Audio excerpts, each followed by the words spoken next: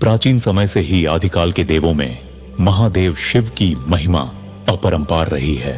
वे न केवल संहार के देवता माने जाते हैं, बल्कि सृष्टि के पालनकर्ता और पुनर्जन्म के मार्गदर्शक भी हैं। हिमालय की गुफाओं में तपस्या करते हुए वे कैलाश पर्वत पर विराजमान रहते हैं। उनकी जटाओं से गंगा का अवतरण हुआ और उनके कंठ में समुद्र मंथन से निकला विष समाया, जिससे वे नीलकंठ कहलाए। एक समय ऐसा आया जब देवताओं और दानवों के बीच अमृत पाने के लिए महासागर मंथन हुआ। पहले उसमें से भयानक कालकूट विष निकला, जिसने संपूर्ण सृष्टि को जलाने का सामर्थ्य रखा। तभी सभी देव और असुर भयभीत होकर महादेव की शरण में पहुंचे। शिव ने करुणा करते हुए उस विष को अपने कंठ में धारण कर लिया। उनकी पत्नी माता पार्वती ने उनके कंठ को पकड़ लिया, जिससे वह विष उनके शरीर में न फैल सके। इसीलिए वे नीलकंठ कहलाए और आज तक जगत उनके इस त्याग को स्मरण करता है। महादेव की कथा में एक और प्रसंग आता है, जब दक्ष प्रजापति ने महायज्ञ का आयोजन किया और अपनी पुत्री सती को आमंत्रित नहीं किया, क्योंकि वे शिवजी को पसंद नहीं करते थे। सती ने जब यह अपमान सहा तो उन्होंने यज्ञ वेदी में ही अपने प्राण त्याग दिए। यह समाचार जब शिवजी तक पहुंचा तो वे क्रोध से भर उठे। उन्होंने वीरभद्र और भूतगणों को उत्पन्न कर वो दक्ष का यज्ञ भंग कर दिया और उसके बाद सती का शरीर लेकर पूरे ब्रह्मांड में विचरण करने लगे। भगवान विष्णु ने अपने सुदर्शन चक्र से सती के अंग अलग अलग स्थानों पर गिराए, जिससे शक्तिपीठों की स्थापना हुई। आज भी भारत और पड़ोसी देशों में 51 से अधिक शक्तिपीठ स्थित हैं, जो उस घटना के साक्षी हैं। समय बीतने के बाद सती ने दोबारा पार्वती के रूप में जन्म लिया और कठोर तपस्या करके शिवजी को दोबारा पति के रूप में प्राप्त किया। पार्वती जी की तपस्या इतनी गहन थी कि उन्होंने वर्षों तक केवल पत्तों और वायु का आहार किया। अंततः शिवजी उनकी भक्ति और प्रेम से प्रसन्न होकर विवाह के लिए तैयार हुए और हिमालय की गुफाओं में उनका भव्य विवाह संपन्न हुआ, जिसमें सभी देवता, आर्षि, गंधर्व और अप्सराएं शामिल हुईं। इसके बाद महादेव ने पारिवारिक जीवन का उदाहरण प्रस्तुत किया और कार्तिकेय तथा गणेश का जन्म हुआ। गणेश जी का जन्म एक रोचक कथा से जुड़ा है। पार्वती जी ने अपने शरीर के उबटन से एक बालक को उत्पन्न किया और उसे द्वारपाल बनाकर स्नान करने चली गईं।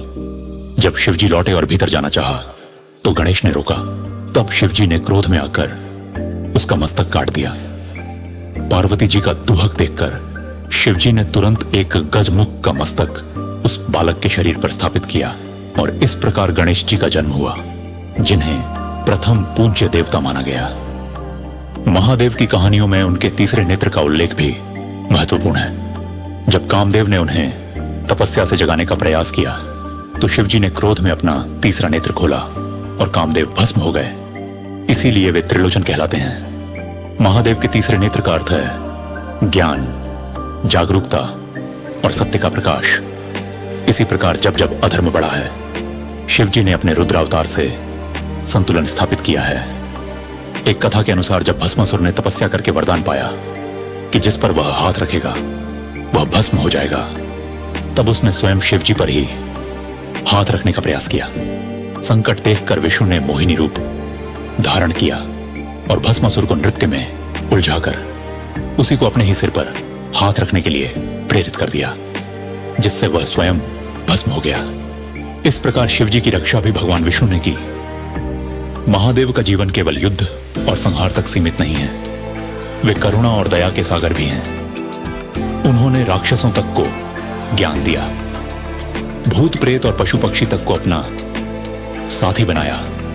यही कारण है कि उन्हें भोलेनाथ कहा जाता है। वे थोड़े से जल और बेलपत्र से ही प्रसन्न हो जाते हैं। उनके गले में सर्प है, जो जीवन और मृत्यु दोनों पर उनके नियंत्रण का प्रतीक है। उनका वाहन नंदी बैल है, जो धर्म, शक्ति और विश्वास का प्रतीक है। शिवजी के अनेक नाम हैं, महाकाल, शंकर, रुद्र, भोलेनाथ, त्रिपुरारी, और प्रत्येक नाम उनकी किसी विशेष लीला को दर्शाता है। शिवलिंग की पूजा का रहस्य भी यही है कि वह निराकार और साकार दोनों रूपों का प्रतीक है, जो सृष्टि और ऊर्जा का मिलन दर्शाता है। जब जब कोई भक्त संकट में शिव का स्मरण करता है, भोलेनाथ तुरंत उसके दुख दूर करते हैं। महाशिवरात्रि का पर्व भी इसी महिमा को स्मरण कराता है। जब भक्त पूरी रात जागकर उनका नाम जपते हैं और व्रत रखते हैं, ऐसा करने से जीवन में शांति, समृद्धि और मोक्ष की प्राप्ति होती है। आज भी कैलाश पर्वत पर महादेव अदृश्य रूप से निवास करते हैं। हिमालय की नीरव गुफाओं में उनकी ध्वनि प्रतिध्वनित होती है और भक्तजन ओम नमः शिवाय का जाप करके उनसे जुड़ाव अनुभव करते हैं।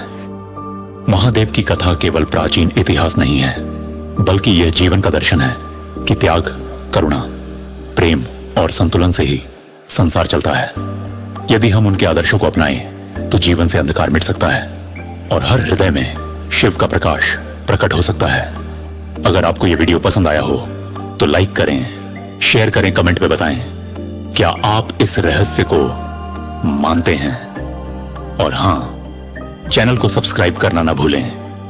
मिलते हैं अगली रहस्यमयी कहानी में। तब तक के लिए जय भोलेनाथ।